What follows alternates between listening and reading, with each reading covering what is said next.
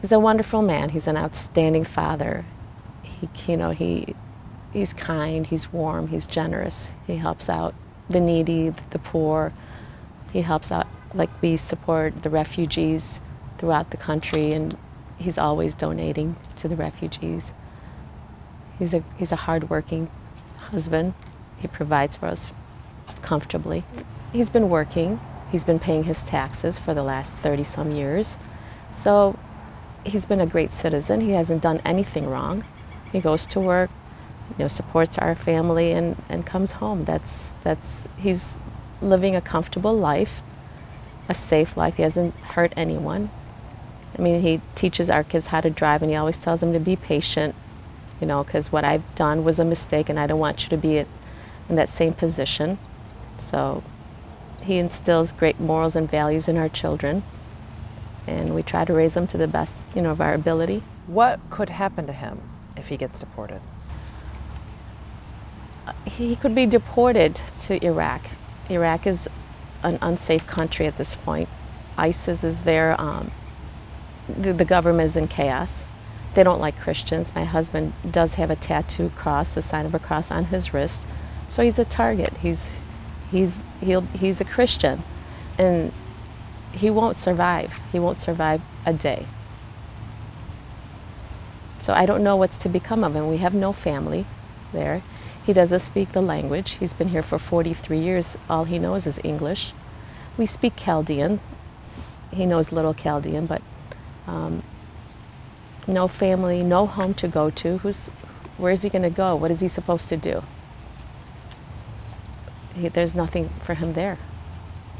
Not with the chaos that's going on too, not knowing where to go, who to turn to. I'm sure the government's not going to help him in any way. So we don't know what's to become of him. What is going through your mind when you think about that, Nahrain?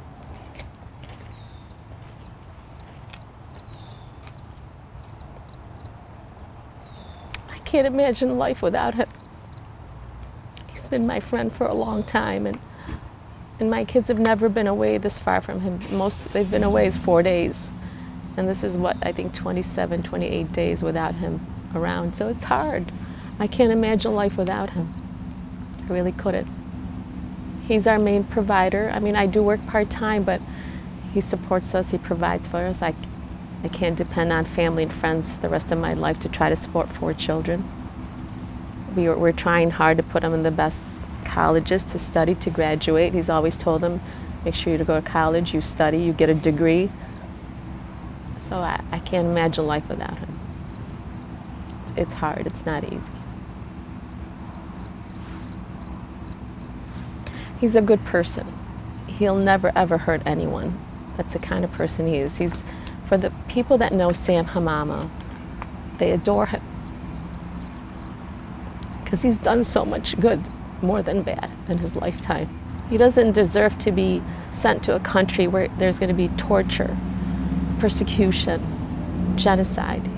That's not who we are as Americans, to send people there to be murdered, to be persecuted. We're supposed to be saving people that are in harm's way. We're supposed to protect them, not send them to a country where they would be persecuted. That's not who we are as Americans. Do you feel betrayed by the government? I do, because last April, President Trump stood and said, I will protect Christians. I will not let anyone harm the Christians. And we are Christians, and we will be harmed. Our husbands, brothers, sons will be harmed. If they go back to Iraq, they will not survive. There's nothing there for them to live off, to care for, to go to, say that's a home. So yes, he's failed us. And I wish he'd reconsider what he's done.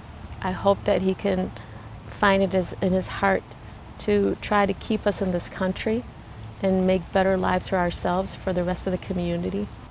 I'd like to say that my husband is a wonderful man. He would not harm anyone. He didn't harm anyone, and he will never, ever harm anyone. Please keep him in this country, give him a second chance, let him prove himself. He would love to be a United States citizen. That would be his dream, to become a U.S. citizen. Because he's raising 4 children that are born in this country. They are Americans. They're entitled to have their dad living here, to keep them safe, to protect them, to provide for them. And that you would just give him a second chance and consider him leaving in this country. Because all he knows is America. He speaks English. He loves America. This is his home. Iraq is not his home. It's never been his home for the past 43 years. So I would plead with them to keep him in this country, to give him a second chance, to consider his case, that it was not harmful, that he didn't hurt anyone physically. He made a mistake, and people deserve a second chance.